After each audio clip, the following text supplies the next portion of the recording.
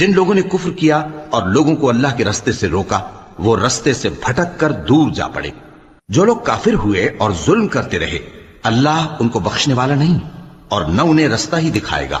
ہاں سوائے دوزخ کے رستے کے جس میں وہ ہمیشہ ہمیشہ رہیں گے، اور یہ بات اللہ کو آسان ہے۔ لوگو، یہ پیغمبر تمہارے پاس تمہارے پروردگار کی طرف سے حق بات لے کر آئے ہیں، تو ان پر ایمان لاؤ، یہی تمہارے حق میں بہتر ہے، اور اگر کفر کرو گے تو جان رکھو کہ جو کچھ آسمانوں اور زمین میں ہے سب اللہ ہی کا ہے،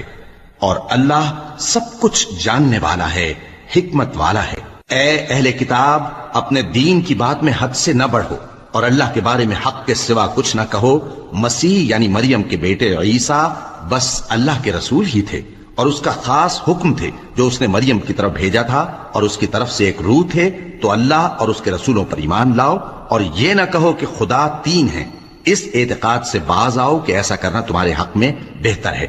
اللہ ہی معبود واحد ہے اور اس سے پاک ہے کہ اس کی اولاد ہو۔ جو کچھ آسمانوں میں اور جو کچھ زمین میں ہے سب اسی کا ہے، اور اللہ ہی کارساز کافی ہے۔ مسیح اس بات سے عار نہیں رکھتے کہ اللہ کے بندے ہوں، اور نہ مقرب فرشتے عار رکھتے ہیں، اور جو شخص اللہ کا بندہ ہونے کو موجب عار سمجھے اور سرکشی کرے تو اللہ سب لوگوں کو اپنے پاس جمع کر لے گا۔ اب جو لوگ ایمان لائے اور نیک کام کرتے رہے وہ ان کو ان کا پورا پورا بدلہ دے گا اور اپنے فضل سے کچھ زیادہ بھی عنایت کرے گا، اور جنہوں نے بندہ ہونے سے عار و انکار اور تکبر کیا تو ان کو وہ تکلیف دینے والا عذاب دے گا،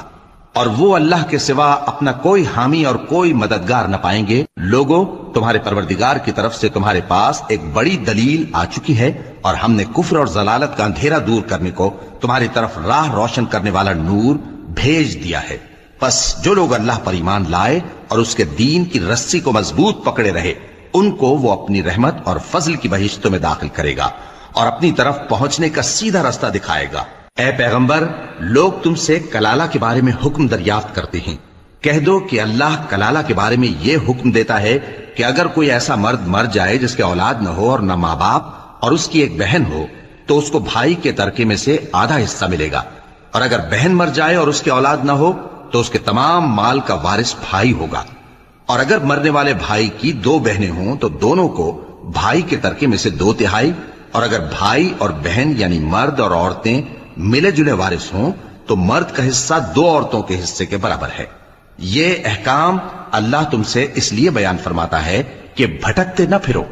اور اللہ ہر چیز سے خوب واقف ہے۔